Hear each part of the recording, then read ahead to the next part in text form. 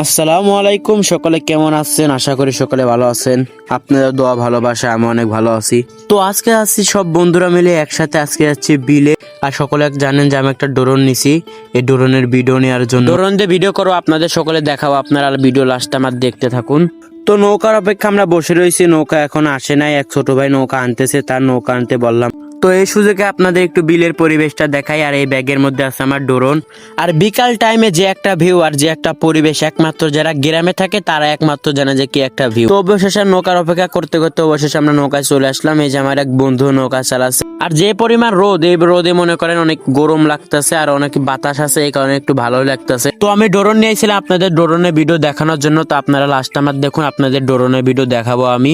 তো ভিডিওর মাঝখানে আমি আর একটা কথা বলে দিই আপনারা একটু আমার ভিডিও করে শেয়ার করবেন। আর এই যে ড্রোনের ভিডিও দেখুন আপনারা, এটা হলো বিকাল টাইমে নেওয়া হয়েছে আর সন্ধ্যা টাইমে কিছু ভিডিও নিয়ে হয়েছে, এই জন্য একটু ভিডিওগুলো খারাপ হয়েছে।